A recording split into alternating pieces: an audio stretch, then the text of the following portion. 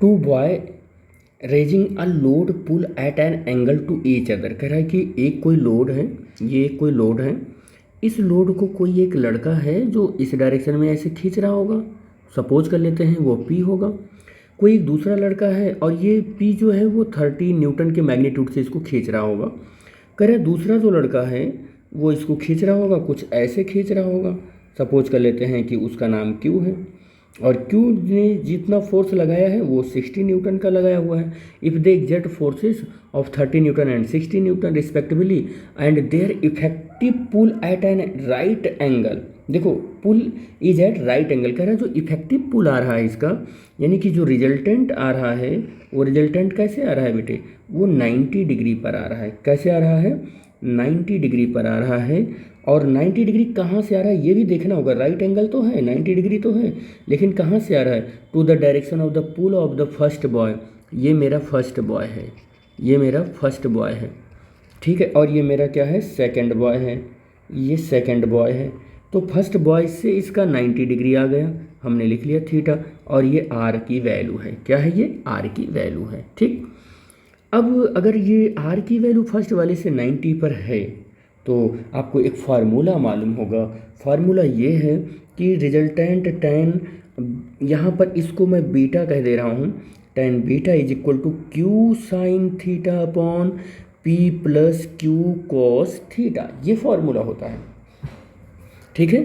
तो अब क्या करोगे आप, Q की वैल्यू 60 है और साइन थीटा लिखोगे आप, क्या लिखोगे, साइन थीटा लिखोगे आप, और अपॉन P की वैल्यू क्या है, 30 है, और प्लस Q की वैल्यू 60 है, और कॉस थीटा लिखोगे, और tan 90 होगा, यहाँ क्या होगा, tan 90 होगा।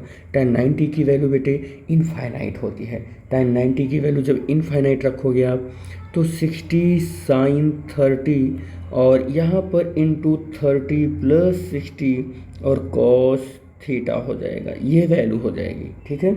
अब आपको क्या करना होगा, ध्यान देना होगा यहाँ पर कि यहाँ पर ये 30 प्लस 60 और कॉस थीटा हो जाएगा, और 1/इन्फिनिटी का मतलब है इन्फिनिटी का मतलब है 1/0, और ये 60 साइन थीटा लिखना होगा।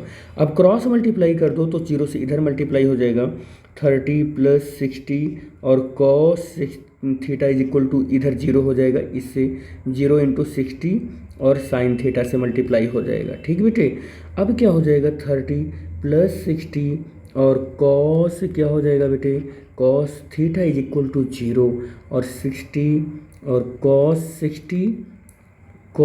Theta is equal to -30, cos theta is equal to -30/60 और cos theta is equal to -1/2, cos theta is equal to cos 120 degree, theta is equal to 120 degree. Theta की वैल्यू क्या आई, 120 डिग्री। इट मीन्स दैट ये कहना चाह रहा है कि ये दोनों जो फोर्सेस हैं, ये थीटा है इनके बीच का एंगल, और ये 120 डिग्री पर हैं। कितने पर हैं, 120 डिग्री पर हैं। तो अब हमने यहाँ पर जितना क्वेश्चन था ना वो क्वेश्चन कंप्लीट कर लिया है।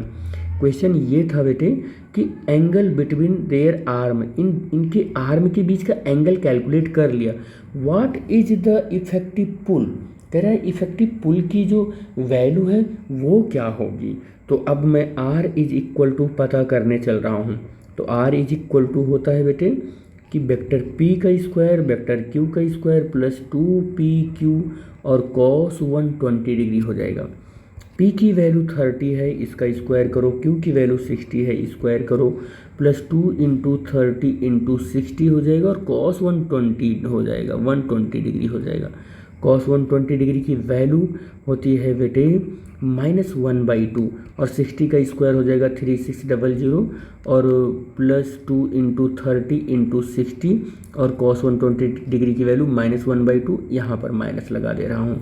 अब देखो ध्यान से, अगर ये -2 देखें तो कैंसिल हो जाएगा, और ये रूट में भी है, ये वैल्यू रूट में भी है।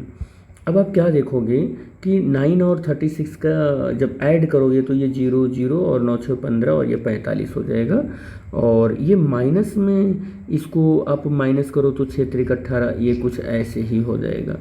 तो डबल 0 हो जाएगा, 15 में से 8 जाएगा 7, और यहाँ 3 3 में से 1 जाएगा तो 2 हो जाएगा रूट, और यहाँ पर 3 into three into three into 10 इसको रूट में मैं देख रहा हूँ, ब्रेक कर रहा हूँ, क्योंकि ये 0 को 10 × 10 लिख दिया, 27 को 3 × 3 3 3 जा 9 9 3 जा, रूट से बाहर आएगा तो 3 × 10 बाहर आ जाएगा, रूट में 3 रहने वाला है, आर की वैल्यू 30√3 रहने वाला है, और ये न्यूटन में आ जाएगा। क्या किस में आएगा बेटे, ये न्यूटन में आएगा। तो ये पूरी वैल्यू मैंने सॉल्व कर दी इसको।